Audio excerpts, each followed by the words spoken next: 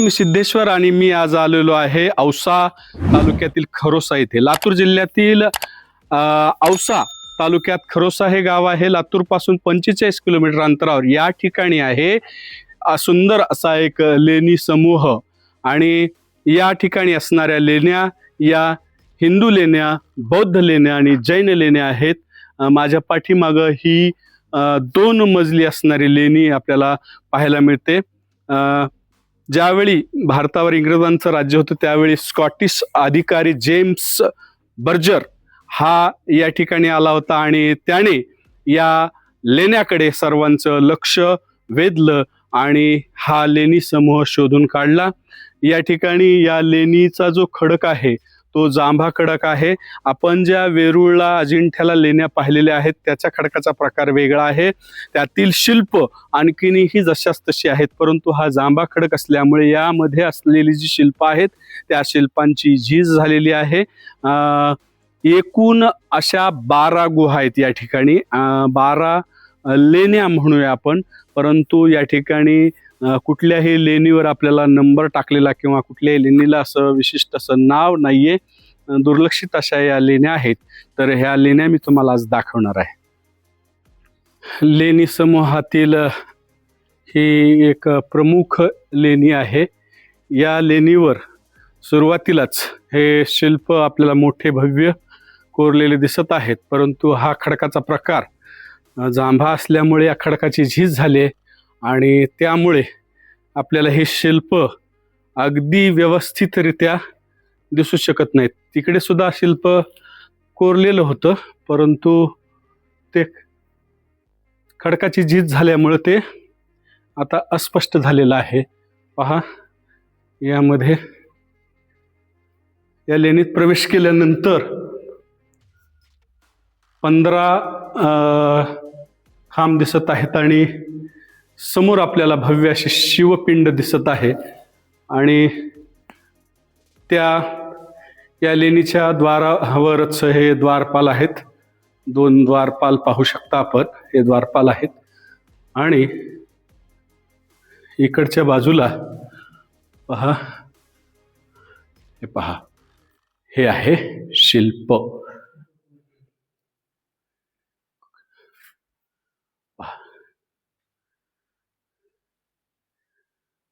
Battery लावा. इकडे असे हे शिल्प आता ओळखू येत नाहीत व्यवस्थितरित्या, कारण याची सगळी झीज झालेली आहे. नेमकी कोणती शिल्प तरीही आपल्याला साधारणपणे दिसत आहेत. पहा,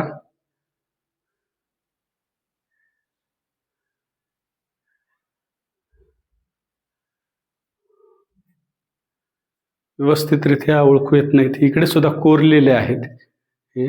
आणि हे पहा, इकडे बॅटरी दाखवा. हे पहा, हे शिल्प एवढं स्पष्ट ओळखू येत नाही, पण खूप छान कोरलेलं आहे. पाठीमागची बाजू आहे ही. हे अस्पष्ट शिल्प आहे, परंतु आपण पाहू शकता हे दशानन रावणाचं शिल्प असावं. आणि वरती आपल्याला महादेव पार्वती दिसत आहेत. कदाचित पर्वत उचललेलं, रावणाने कैलास पर्वत उचललेलं हे शिल्प असावं. स्पष्ट असं सांगू शकत नाही. आपणास जर माहिती असेल तर आपण याबाबत सांगू शकता. इकडचं सुद्धा हे झीज झाल्यामुळे असे शिल्प दिसत आहेत. त्यावेळी ती व्यवस्थित कोरली असावीत, परंतु याला बरीच वर्ष झाले. 500 ते इसवी सन 500 ते 600 या कालावधीत ही शिल्पे कोरली गेल्यामुळे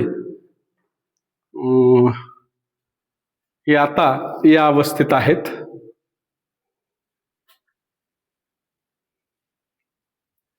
पलीकडच्या बाजूला सुद्धा आहे शिल्प.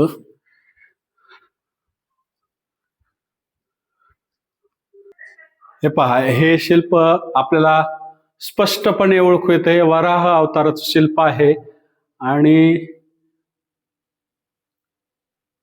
वराह अवताराचं शिल्प असावं हे.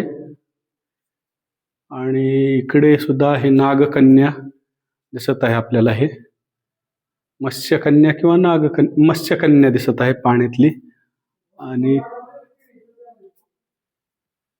हे इकडे अनेक शिल्प आहेत.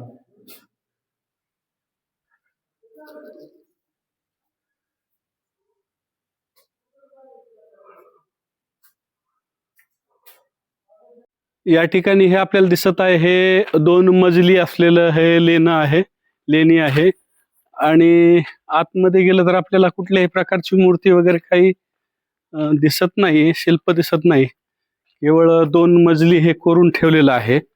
आणि हे पहा, हे संपूर्ण पलीकडचा भाग आणि अलीकडचा भाग एकच होता. समोर मूर्ती शिल्प आहे, परंतु ते अतिशय अस्पष्ट आहे, तोडलं गेलेलं आहे. हे पहा, तुटलेलं दिसत आहे इकडं.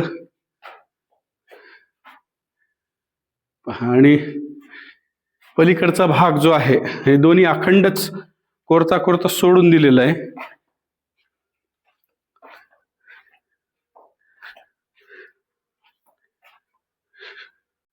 जांभ्या दगडात कोरलेली ही एक लेणी आहे. आणि या ठिकाणी आपल्याला मूर्ती दिसत आहे आतमध्ये.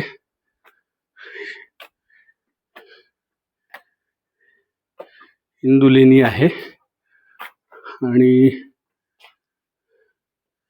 छोटे छोटे बरेच या लेणीत प्रवेश करताच आपल्याला अशा प्रकारचे हे 24 स्तंभ खांब आपल्याला दिसतात. एकूण 24 आहेत.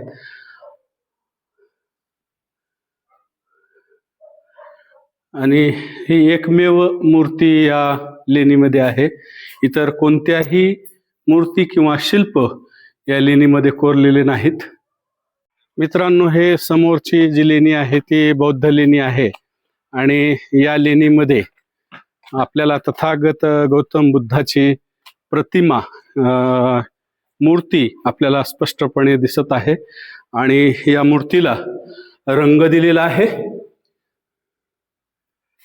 पहा, ही लेणी, इथे गौतम बुद्धांची ही अशी मूर्ती आहे.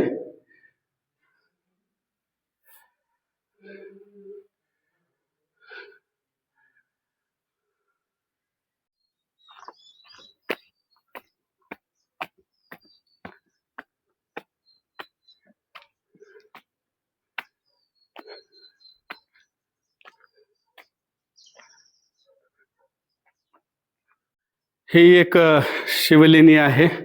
समोर आपल्याला महादेवाची पिंड दिसत आहे. आणि हे पहा, खडकामध्ये कोरलेलं हे लेणं. याचे खांब आहेत 1 2 3 4 5 6 7 8 खांब आहेत. आणि छोटस असं लेणं आहे हे.